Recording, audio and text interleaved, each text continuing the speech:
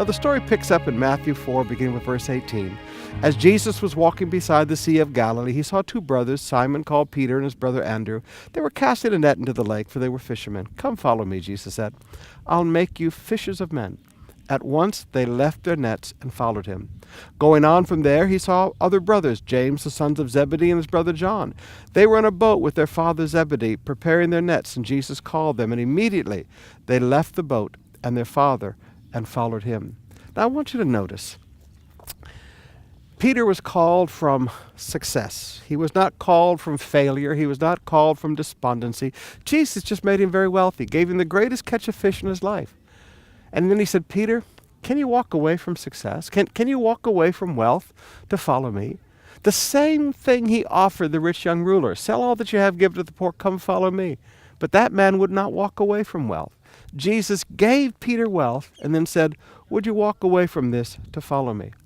And he said, I'm not promising you anything, but I'm promising you I'm going to change you. I'm going to make you a fisher of men. I'm going to transform your heart into a fisher of men.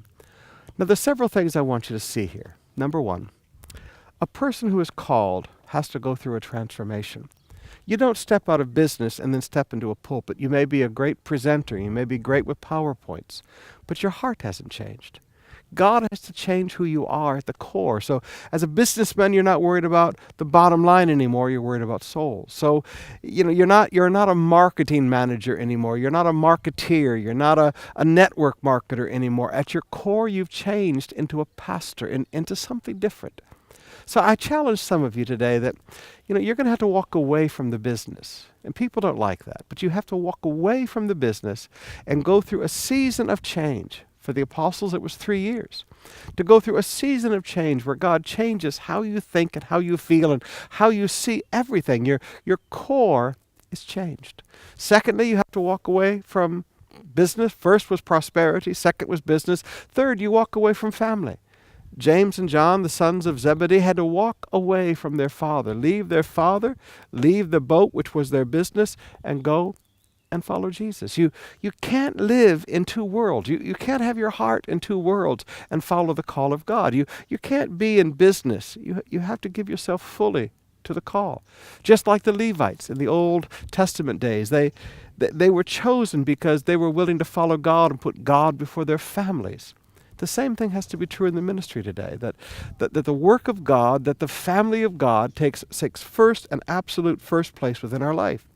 Now you say, well, Pastor Sumrall, what happens to us then? If we give ourselves full time to God, what will happen to our future? Well, in Matthew chapter 10, Jesus made a promise, and that promise was made to preachers. This isn't a promise that's made to just every Christian. It's a promise that was made to preachers. Mark 10, beginning with verse 28, Peter said, we've left everything to follow you, Jesus. We walked away from wealth. We walked away from our business. We walked away from our families. We walked away from our careers. We walked away from everything. I tell you the truth, Jesus replied. No one who has left home or brothers or sister or mother or father or children or field, that's business, for me or for the gospel, will fail to receive 100 times as much in this present age. Homes, brothers, sisters, mother, children, and fields, and with them persecution, and in the age to come, eternal life. But the first will be last, and the last will be first. Now there's tremendous truth in that, but let me just share this one thing. You don't need to worry about your future. If you will follow the call to the full-time ministry like Peter did on this beach 2,000 years ago. He changed a world. Those 12 apostles changed a world because they were willing to walk away from everything and follow the call. So I want to issue a challenge. I want to issue a challenge to the young graduates today. Are you willing to follow the call and trust Jesus with your future? I want to issue a call to the Peter's generation. Those of you with successful careers already, successful businesses already, but God is calling you. Are you willing to walk away from all of that? Not part-time business and part-time ministry. Walk away from all of that and follow the call to change the lives of the people of this world. We need a whole new generation of young preachers. I challenge you.